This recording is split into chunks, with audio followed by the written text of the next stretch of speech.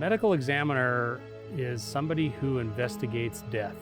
They are the ones who investigate the cause of death. So if you had a family member who passed away and you didn't know why, people want to know why. They want to know what those answers are. And especially if it becomes a criminal event, they want to know how that happened so that law enforcement then has the tools and the information they need to pursue and hopefully find the person who's responsible for that. Why did Spokane need a new medical examiner's facility? Each medical examiner is limited to 300 autopsies a year. They aren't covering just Spokane County. They cover pretty much all of eastern Washington, Idaho, parts of Montana, and even parts of Oregon.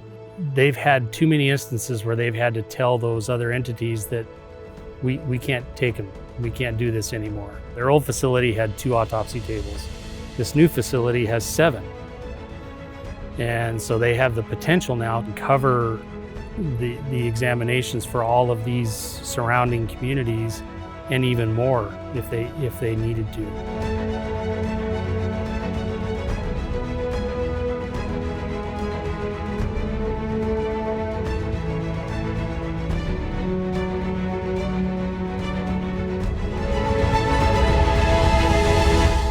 Biggest challenge was right out of the gate, rock on the site. What did that mean for your project schedule and your project budget? The rock brought BWA and Kilgore together immediately in this project. We right from the onset had issues that needed resolution. But I think we, over time, developed some trust, some understanding of process. But the rock was like right out of the chute. That was something that we needed to resolve. The rock is just, it undulates. It's there in one spot. It's gone in another spot for absolutely no rhyme or reason. There was a lot of meetings, coordination, an understanding of what was going to happen depending on what we ran into in particular areas.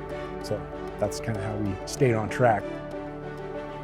How was this particular project different from a typical medical dental facility? Though the structure of the building was great, we had to tear out the majority of the existing slab in order to slope the floor adequately to drain, and especially since in order to make it a functional space that is one safe for the medical examiners, but also in order for them to push equipment in and out, and gurneys for that matter, you need to hold a minimum slope. And so there is a ton of drains within the new slab that had to be coordinated and with the precise location of the equipment. And not only drainage, but it also had to do with air evacuation. And so we needed to get rid of odors, and some of these autopsy tables are what they call a downdraft.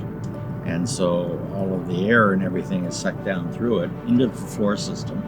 And in these large stainless steel ducts under the slab, they find a place to go up a wall, and eventually they end up exiting out on the roof. Heavy involvement, I think, with mechanical and electrical systems, much more so than you would see in a typical medical or dental office. Let's talk about the addition to the second floor. Was that a part of the kind of original plan? No, it wasn't. So the footprint of the existing building is just under 20,000 square feet. Mm-hmm. But we projected out for 50 years what the ultimate staffing would be for this facility. And that's how we determined how many square feet that they actually needed. Mm-hmm. And then after we had kind of laid out the interior of the building and things seemed to be working pretty functionally, we had no place to put our mechanical and electrical systems. So that's when Eric and I started looking at, well, let's go up and put a portion of the building then as a 2-story level. But it isn't just a small generator when you think about your home installation or something like that. This was a big boy. We literally had to transport it from the ground over the roof and into the building, and they did it surgically.